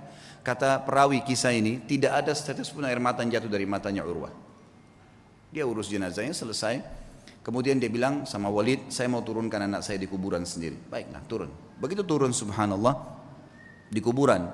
Dalam kisah ini dikatakan ada 1 penyakit teman-teman. Penyakit ini saya tidak tahu dalam bahasa Indonesia, tapi dalam bahasa Arab disebutkan gargarina namanya. Gargarina ini penyakit harus amputasi, nggak bisa enggak. Kalau kena itu biasa ada di jenis-jenis tanah tertentu. Jadi orang turun tidak pakai sendal. Di zaman dulu itu bisa kena dan itu tidak ada obatnya zaman dulu. Harus dipotong. Dia membusuk tiba-tiba kakinya. Urwah rahimahullah begitu turun, taruh jenazah anaknya, begitu sudah keluar, pas keluar kakinya kena gargarina itu.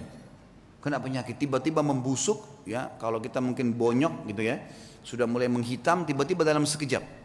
Lalu waktu Urwah mau jalan nggak bisa, dicek ada tabib, ada walid datang situ, khalifah juga lihat ini kenapa nih, panggil tabib, kata ini kena gargarina. Apa solusinya? Harus dipotong. Dalam waktu yang sama nih, anaknya baru mati ditendang kuda, dikubur pada saat itu, dia pun kena penyakit ini, harus potong kakinya. Amir Mu'minin Walid bilang, coba tanya jalan keluar ada obat, nggak ada, ini nggak ada lain. Baiklah. Kata Urwah waktu ditanya, bagaimana Urwah? Senyum. Inna lillahi wa inna ilaihi raji'un. Udahlah, potong aja. Potong kaki ini, bukan potong daging biasa. Ya, potong aja. Baiklah. Kata Amir Mu'minin, baiklah kalau gitu. Sampai taruh Urwah bin Zubair di ruangan yang paling leks di istana ini. Dan lakukan pemotongan di sana. Taruhlah sebuah tempat yang mewah segala, tabibnya datang. Tabibnya bilang, wahai Tuan Urwah, kita ini akan memotong daging anda dan tulang anda. Tradisi kami adalah harus pasien mabuk, minum khamr, tidak sadar, baru kami potong. Kalau enggak bisa. Kata Urwah, demi Allah saya tidak pernah nyentuhkan setetes pun di tenggorokan saya yang haram. Masa sekarang saya mau, begitu cobaan datang saya mau pakai minum ini? Enggak bisa. Lalu apa solusinya?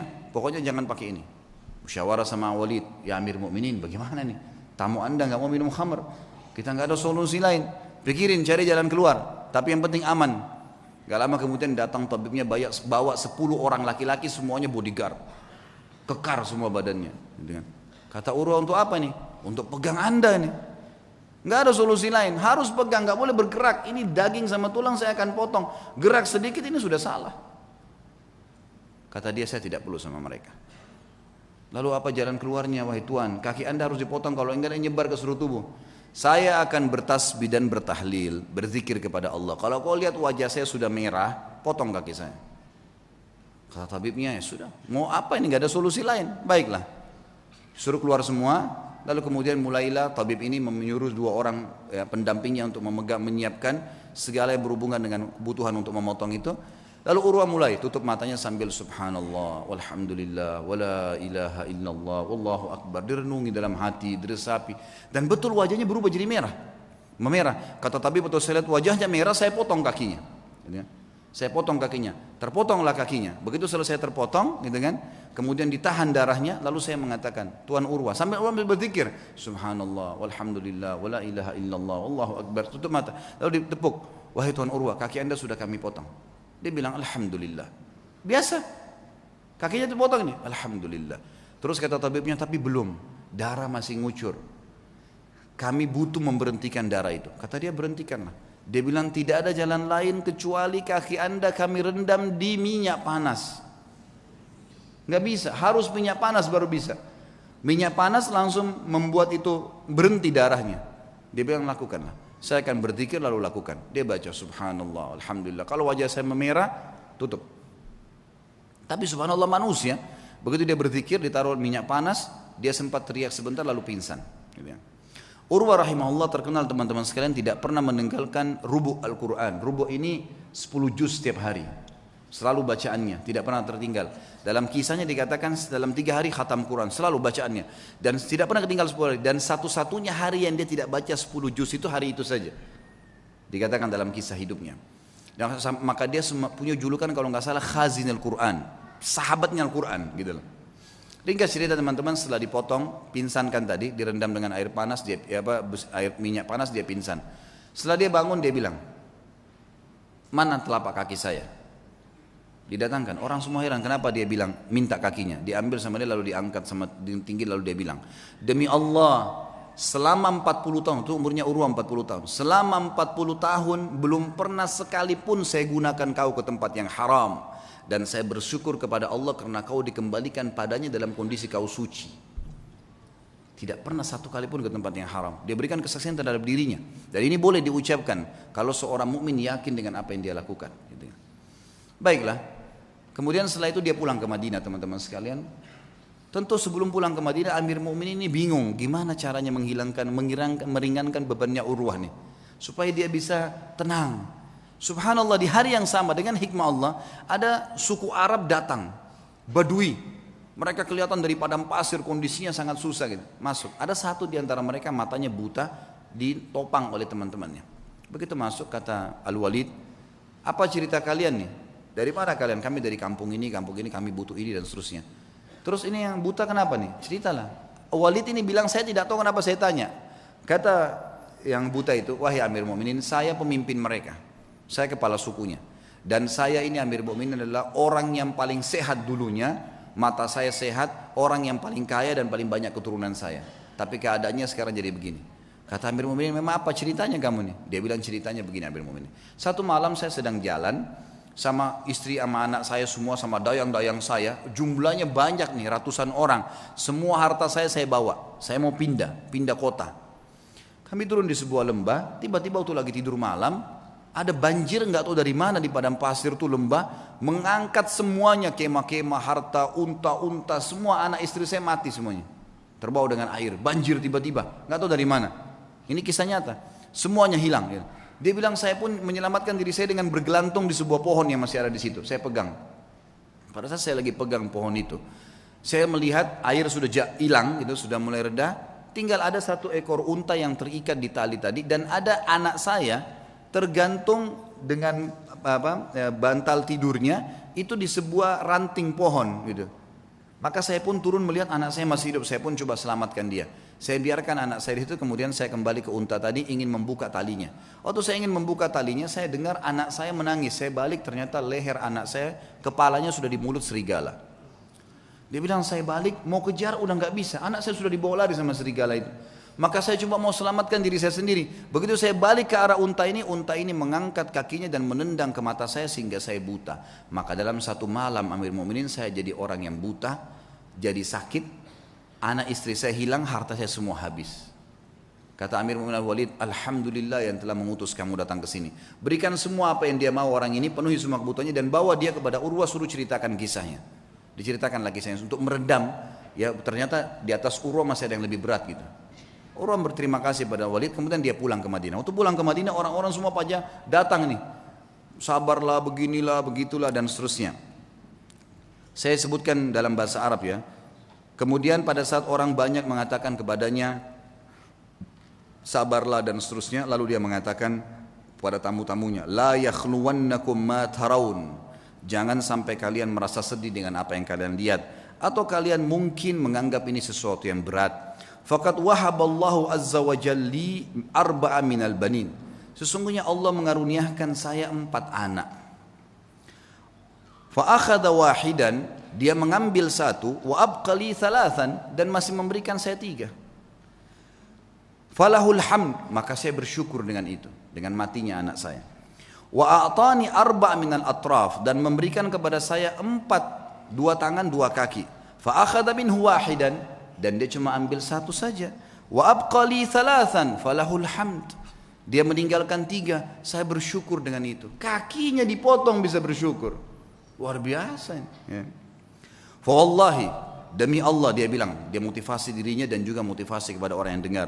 Lau akhadallahu minni qalila, kalau seandainya Allah mengambil sedikit dari saya, faqad abqali katsira, dia telah meninggalkan buat saya hal yang banyak.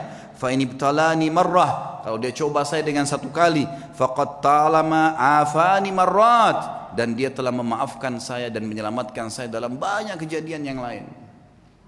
Semua orang pun akhirnya berterima kasih pada Urwah dan akhirnya mereka pergi. Dan beliau berkata kepada anak-anaknya pada saat itu untuk menjelaskan apa yang membuat dia kekar seperti itu. Ya baniya, wahai anak-anakku yang masih hidup, ada 3 orang, ada istrinya, semua keluarganya masih ada.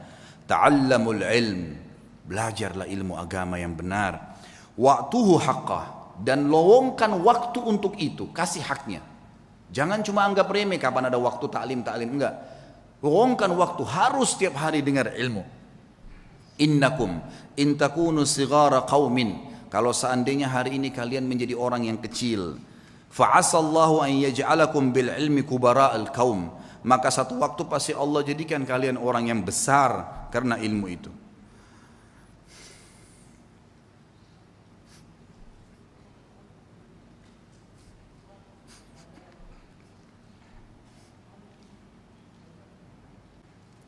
wa saw'ata hal fid dunya akbah min syaikhin jahil, dan sungguh buruk sekali. Apakah ada yang lebih buruk dari orang tua yang bodoh, gitu, tidak mengerti agamanya?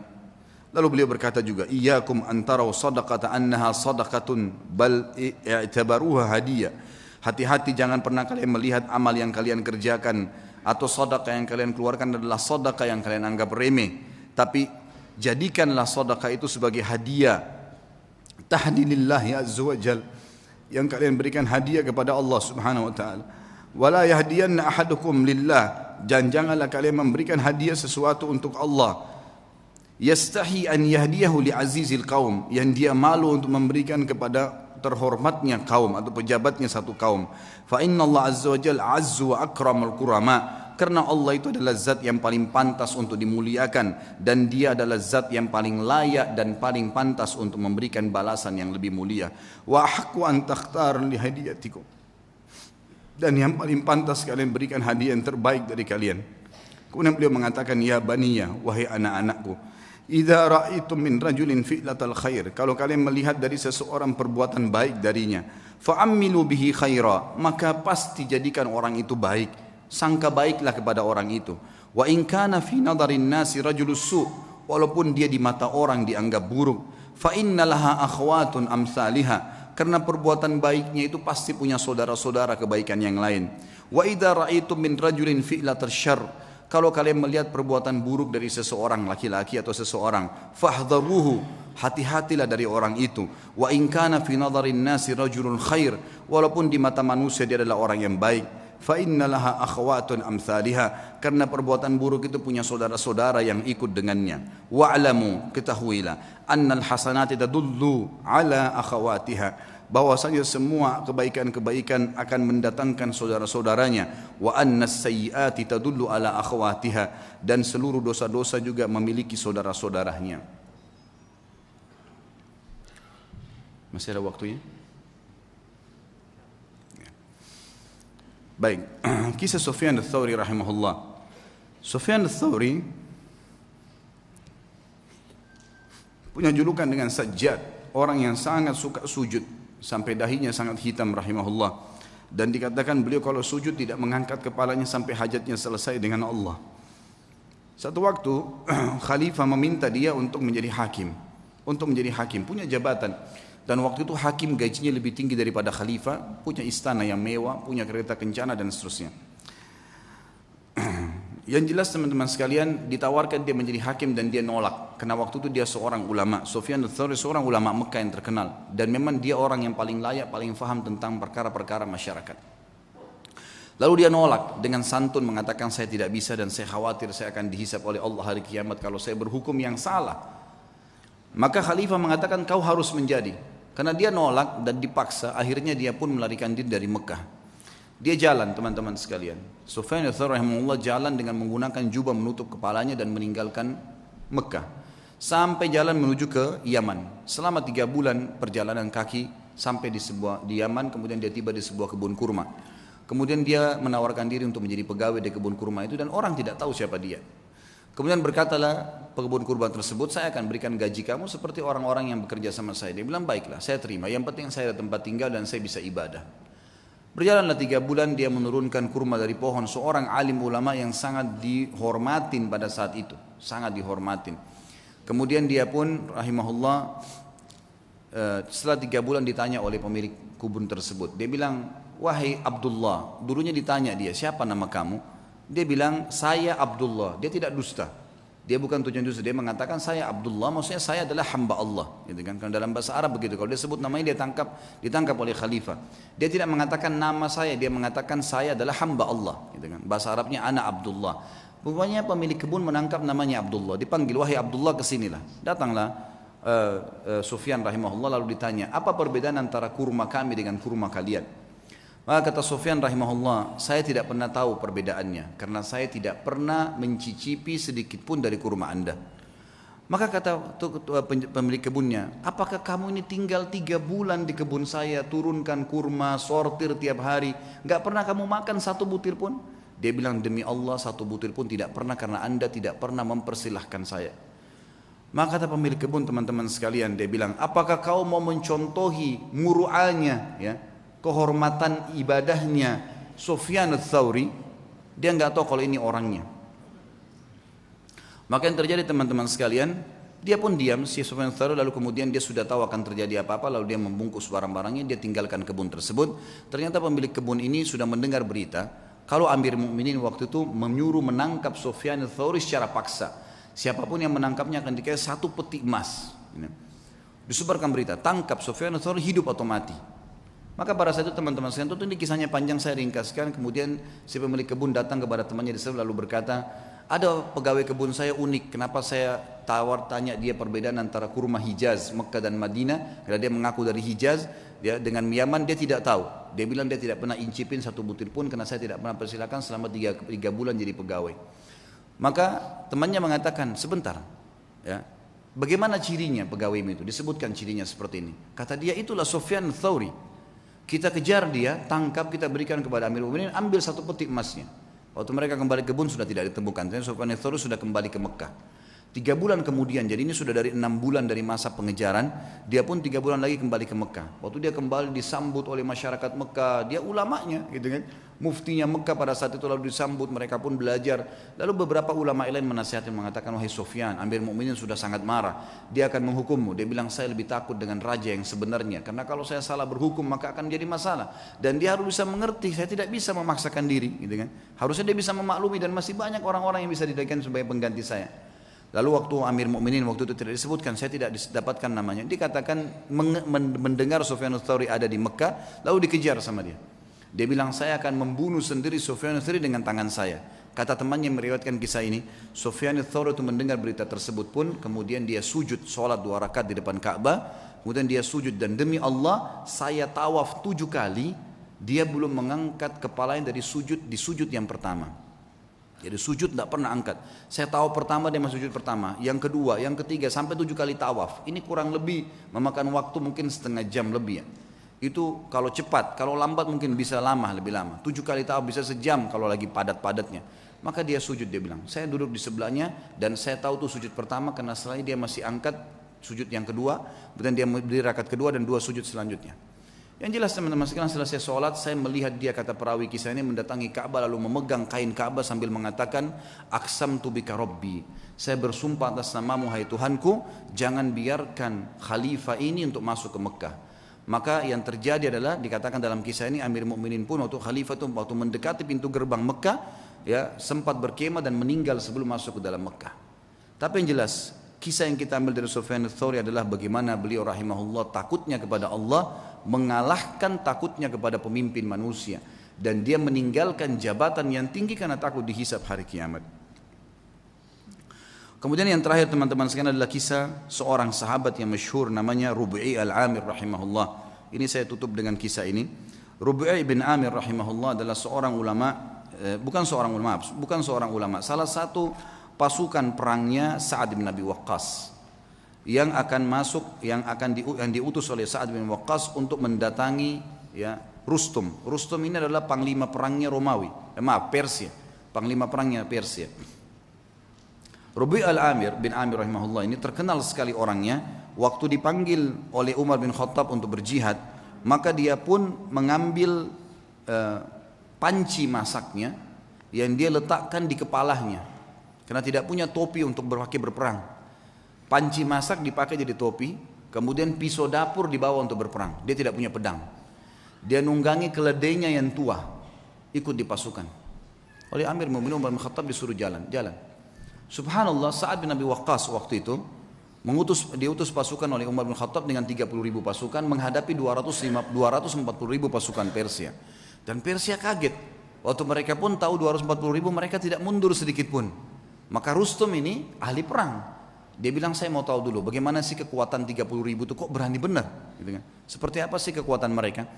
Dikirimlah surat kepada Sa'ad bin Waqqas negosiasi. Datanglah 1-2 orang terus menerus negosiasi, dan semuanya hampir sama perkataannya. Tapi yang paling pertama datang adalah Rub'i bin Amir rahimahullah radhiyallahu anhu. Sahabat Nabi yang mulia ini datang dengan keledainya. Gitu kan? Dia bawa pisau dapur dan ada tombak yang dia pinjam dari temannya. Dia datang, begitu tiba di istana, kata Rustum, buat dia tidak masuk ke istana kecuali sudah hormat dengan saya, dan hiasi semua istana ini dengan emas. Semuanya, pintu gerbangnya hiasi dengan emas, semuanya taruh harta-harta gelimpangin gitu. Buat mereka mau tahu gila harta enggak ini? Semuanya, bantal-bantal semua singgasana hiasi dengan emas, semuanya taruh emas, geletakin emas di sana sini. Dibuat semewah mungkin.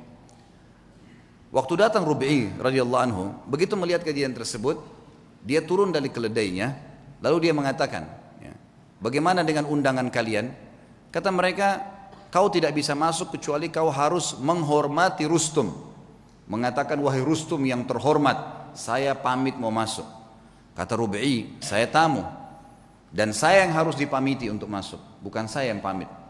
Lalu Rubi'i melihat di situ ada tikar permadani, di atasnya banyak emas. Sama beliau disingkirin emasnya, permadana itu diambil, dipotong pakai pisaunya dia, dibelah dua, diambil, ditaruh di keledainya, dianggap sebagai ghanimah, harta rampasan perang, gitu kan. Ditaruh sama dia. Kemudian dia mengatakan, ini pembukaan harta rampasan perang kami kalau kau tidak buka pintu gerbang. Sendirian. Dan Rubai ini perlu anda tahu, orangnya pendek, kecil, bukan orang yang tinggi kekar. Orang-orang Persia waktu itu tinggi besar, kekar-kekar semuanya. Diberitakan ke dalam. Kata Rustum, baiklah, tutup pintu gerbang, buka sedikit saja, supaya dia masuk tunduk kepada saya. Diperintahkan masuk, pintu gerbang dibuka sedikit. Memang tidak bisa orang masuk, harus tunduk. Maka Rubi'i lihat, subhanallah, Allah memberikan orang beriman itu hatinya bisa melihat, ya. Dia bisa membaca, namanya firasatul mu'min. Maka dia lihat, ini pasti ada tipu daya nih. Yang dia lakukan, dia balikkan pantatnya dia balikkan keledainya, lalu dimasukkan dari balik belakang, ya. Sehingga yang tadinya dia harus tunduk, ini dibalik, jadi bokong yang di belakang. Dilaporkan ke Rustum, ini yang dilakukan sama orang ini. Malah sekarang dihinain. Lalu dia naik keledainya, dia jalan. Subhanallah, tuh dia jalan, dia tidak turun dari keledai. Keledainya dimasukkan di istana Rustum dengan karpet-karpet yang mewah. Pisau dapurnya dipakai, bolong-bolongin bantal itu semua, bantal-bantal yang mewah. Semua ini karpetnya ditusuk-tusuk dengan tombaknya sama dia. Sampai tiba depan Rustum. Panci di atas kepalanya, pisau di tangannya, tombak di tangan, pisau tangan kanan, ini tangan kiri, tombaknya. Kata Rustum, dipanggil penerjemah, tanya kepada mereka nih, mau apa sebenarnya datang ke sini? Terjemahkan, hai orang-orang Arab, kalian kan dulu di padang pasir, tidak punya apa-apa kecuali gembala kambing. Untuk apa kalian datang ke sini? Kalau kalian butuh harta, sebut saja, kami akan kasih pulang. Kalau kalian butuh gembalaan, kami kasih berapa bun unta dan kambing yang kalian mau. Kalau kalian ingin jabatan, kami akan jadikan, pilih siapa yang terbaik, kami akan jadikan sebagai pemimpin kalian, dan kami akan kasih gaji. Lalu jawaban Rubi'i rahimahullah, ini orang kalau sudah mengenal Tuhannya, dia mengatakan, kami datang dari sana tidak butuh dengan harta yang sedang kau pamerkan ini. Dan kami datang mengeluarkan seluruh hamba termasuk kamu dan kami dari menyembah makhluk kepada menyembah pencipta sang makhluk. Itu saja. Kalau kau patuh, maka kau dengan kerajaanmu, kami akan pulang. Hukum Allah. Berhenti menyembah, karena waktu itu raja mereka Kisra dianggap Tuhan. Berhenti menginjak Kisra. Kisra pun tetap dengan kerajaannya, kau tetap sebagai panglima perangnya, semua kau milikin, tidak ada yang hilang di sini. Cuma itu saja. Kemudian kami pulang. Lalu kata si Rustum, baiklah kalau gitu, izinkan kami berfikir, mungkin butuh waktu. Kata Rubi'i, berapa lama kalian butuh? Sehari, 2 hari? Kata Rustum, tidak, mungkin kami butuh 2 bulan, 3 bulan berfikir, musyawarah dulu. Kata Rubi'i, saya hanya kasih kalian waktu maksimal 3 hari, karena pemimpin kami Nabi SAW mengizinkan musuh berfikir 3 hari maksimal, tidak boleh lebih daripada itu. Kata Rustum, terjemahkan ke orang ini siapa pemimpin mereka? Kata Rubi'i, terjemahkan, kau pemimpinnya? Dia bilang bukan, saya pasukan yang paling di belakang gitu. Saya ini pasukan yang paling biasa, prajurit yang paling biasa. Kata Rustum, terjemahkan lagi, kenapa kok kau bisa ambil keputusan begitu? Dia bilang, dijawab sama dia, karena agama kami mengajarkan dari pemimpin muslim sampai masyarakat biasanya keputusannya satu. Kalau saya sudah berikan amanah, keamanan, semua harus patuh terhadap pemimpin saya. Muslim semua begitu, kami satu jasad. Kata Rustum, baiklah, izinkan pulang orang ini. Begitu diizinkan pulang, kata Rustum, tulis surat kepada Kisra. Ini yang sedang kita hadapin nih, semuanya 30.000 manusia yang kayak gini nih. Ini untuk dihadapin susah nih. Nggak bisa, keras, tegas, dan memang maunya, nggak bisa. Harus begitu. Tidak ada jalan lain, urusan tangan Anda. Berperang atau kita mengalah saja, ini nggak bisa. Karena Kisra nggak berhadapan sama pasukan muslimin, dianggap kuat, udahlah pasukan, perang aja, lawan, gitu kan. Ini kasihan terjadi peperangan tentunya, tapi yang kita ambil pelajaran bagaimana Rubi'i radhiyallahu anhu teman-teman. Orang kalau mengenal Allah, harta jadi kecil buat dia. Ya. Semua apapun yang Allah haramkan ditinggalkan, seindah apapun itu. Berapa banyak kisah tadi yang kita sebutkan, anak muda yang meninggalkan perzinahan dengan menaruh kotoran di bajunya, berapa banyak orang-orang soleh yang sudah kita sebutkan kisahnya. Yang jelas yang kita simpulkan teman-teman sekalian, berhubungan dengan Rabbul Alamin, sering komunikasi dengan dia sebagaimana dia sudah ajarkan kepada kita semua. Mau keluar rumah ada doanya, mau masuk rumah ada doanya, mau makan ada doanya, habis makan ada doanya. Doa itu apa? Komunikasi dengan Allah. Keluar rumah bismillahi tawakkaltu ala Allah, dengan nama Allah saya bertawakal, menyerahkan diri kepadanya. Kata Nabi SAW, kata Allah SWT, wa may tawakkal Allah fahuwa hasbuh. Yang bertawakal pada Allah, Allah jadi pencukup baginya. Seorang syekh pernah menangkap di Riyadh seorang penyihir besar. Penyihir terbesar ini datang dari Afrika, ditangkap. Waktu ketangkap, dia tanya syekhnya, saya nonton cuplikannya, dia bilang, bagaimana anda bisa menangkap saya? Padahal saya menaruh ribuan jin di depan saya. Tidak pernah saya bisa ditembus nih, baru kali ini dia bilang, ada yang bisa tembus dari anda.